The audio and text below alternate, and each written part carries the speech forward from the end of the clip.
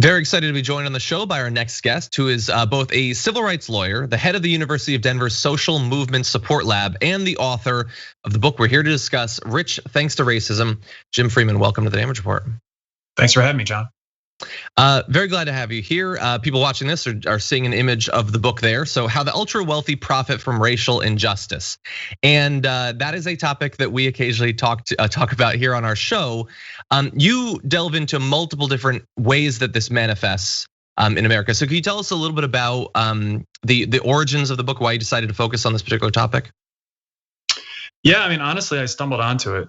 You know, I've been a civil rights lawyer for a long time, working with communities of color across the US. I'm trying to address issues of systemic racism. And, for most of that time, I really thought like our enemy was ignorance. That's what I thought we were working against. And it was only because I was working across different cities and across different states, and I started to see these patterns emerging where our opposition kept being the same people. And so eventually I just started following the money a little bit, digging into who was funding these organizations, what their ideology was. And I came to realize that we weren't all aligned in this idea of addressing systemic racism, that there was an opposition to this that usually worked in secret, behind the scenes. And that was deeply, deeply invested in preserving the systems and policies that were upholding systemic racism. So tell me a little bit about some of those organizations who early on stood out as one that you would often butt up against in your work. I mean, certainly, ALEC, the American Legislative Exchange Council. I mean, that tends to be a pretty consistent thread throughout a lot of this work. And for those who don't know, ALEC represents somewhere in the neighborhood of 300 very large corporations and has something around 2,000 legislative members, mostly in state legislatures across the country. And they're extremely effective in getting their agenda across. And so they, around 1,000 of their model bills are introduced each year, and about 200 of them are passed into law. And they cover a range of topics, but a huge chunk of them, or a substantial chunk of them at least, really uphold or expand systemic racism. So they're one. But also in the book, I talk a lot about Charles Koch, and his late brother, and the other billionaires and multimillionaires that they've organized, and how they've poured, tens of millions of dollars into think tanks and advocacy organizations and media outlets that have really been instrumental in making sure that we don't address some of these dynamics that have been really devastating for communities of color. Yeah, and I'm glad that you focused on ALEC. It's been a bit since we spoke about ALEC on the show, but for people watching this that might not know, I mean, the model legislation that Jim's talking about there, like very often in multiple states, you'll have bills with either very similar or sometimes identical language being passed by representatives that arguably don't even necessarily know what's going on. They just know that they're supposed to pass this. And so, yeah, not surprised to see this popping up in multiple different nation areas, considering the number of different corporations that they represent. Now, in your book, you focus on a couple of different areas that I want to make sure that we talk about. So one has to do with the dismantling of the public school system. So tell us a little bit about how that works. Sure. Yeah. I mean, I've been working for many years with communities that were really struggling with the effects of school privatizations, this expansion of charter schools and voucher programs, and the damage that was causing, in particular, closing down public schools. And so these were really traumatizing events for these communities.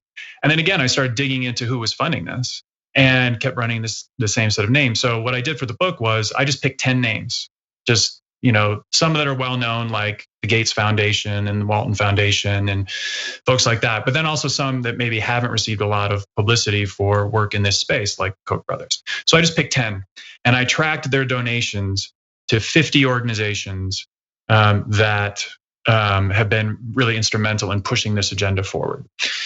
So this is just the tip of the iceberg of all the money going into this, but just those 10 organizations, 10 people funding 10 organizations or 50 organizations. That was $3.2 billion that I was able to find. And so this is undoubtedly a billionaire-led effort that's having really, really dramatic effects in communities of color across the country, and in many cases causing extreme harm. And I don't think we've talked about it enough as an example of systemic racism. Yeah.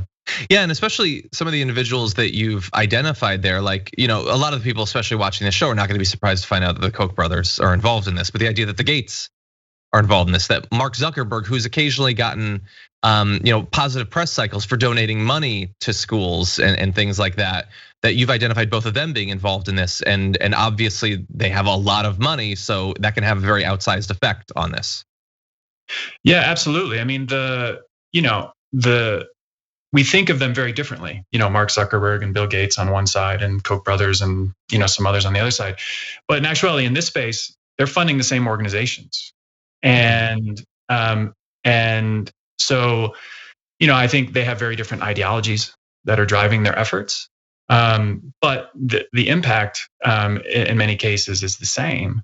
And I think somebody like Bill Gates, I don't doubt his good intent in doing some of the things that he's doing, but I also think he has to be held accountable for the fact that he's contributing to this other agenda that he probably doesn't agree with.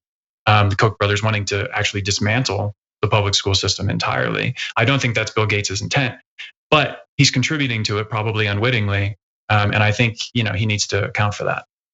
Interesting.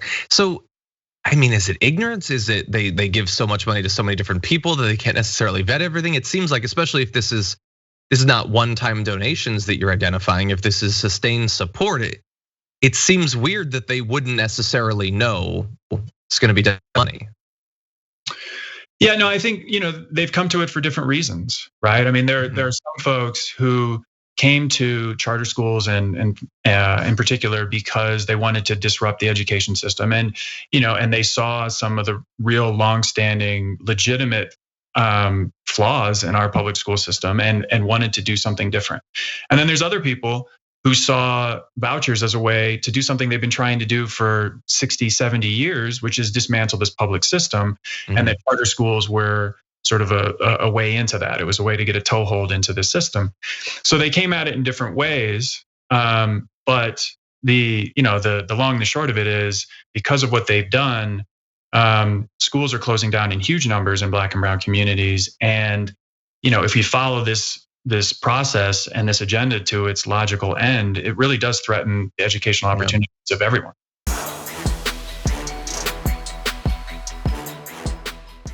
Check out the Damage Report podcast each day, wherever you get your podcasts, whether Pocket Casts or Stitcher or iTunes. You can join me as I give you the news and stories you want, with a range of co-hosts and interview guests jumping in on the fun each day. Again, that's the Damage Report, wherever you get your podcasts. And if you get them at iTunes, don't forget to rate and review. Sometimes I'll read them live on the show.